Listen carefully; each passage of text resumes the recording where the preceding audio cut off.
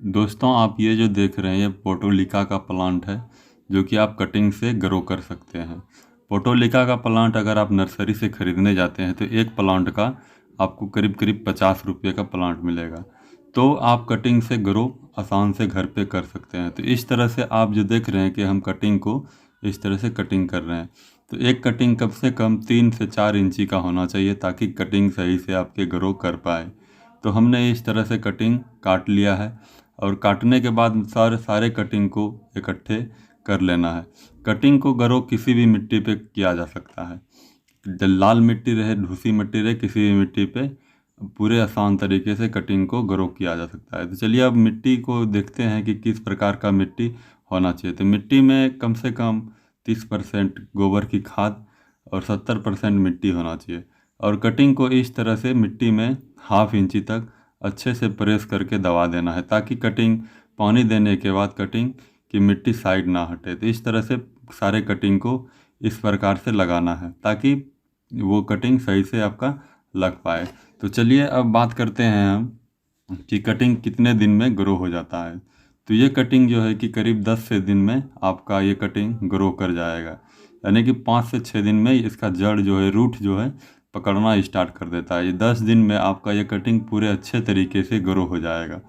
और ये कटिंग जो है कि आप बिना कोई फर्टिलाइज़र दिए हुए, बिना कोई खाद दिए हुए, यानी कि आपको सिर्फ गोबर की खाद देना है इसमें और कोई खाद नहीं देना है, ताकि अब कटिंग ग्रो हो जाने के बाद आप इसमें खाद डाल सकते हैं।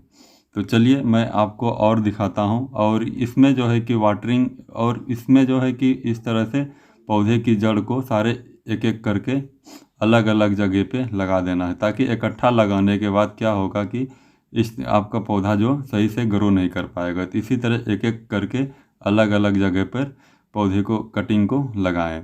पुटुलिका या इसे 10 बजिया प्लांट भी कहा जाता है। तो इस प्रकार से हमने सारे प्लांट को एक एक करके कटिंग को लगा दिया है। लगाने के बाद अब इसको मिट्टी में अच्छे से वाटरिंग करना है ताकि कि पूरे मिट्टी अच्छे से गीले हो जाए।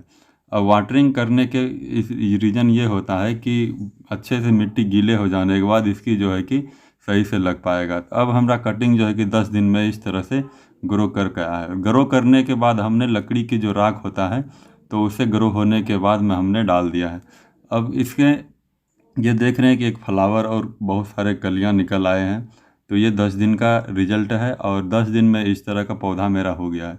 तो ये जो आपने अभी लकड़ी का खाद जो देखा जला हुआ लकड़ी का राख देते हुए, तो इसमें आपने 1 चम्मच ही दे, ताकि 1 चम्मच से ज़्यादा देने के बाद ये जो है कि ज़्यादा हानि भी कर सकता है पौधा को। ये लकड़ी की खाद देने के बाद अब इसे वाटरिंग कर ही दें। तो ये वीडियो आपको अगर सही लगे तो चैनल को सब्सक्राइब और वीडियो को लाइक कर दें और इसी प्रकार के जानकारी आपको मिलते रहेंगे। तो नमस्कार दोस्तों।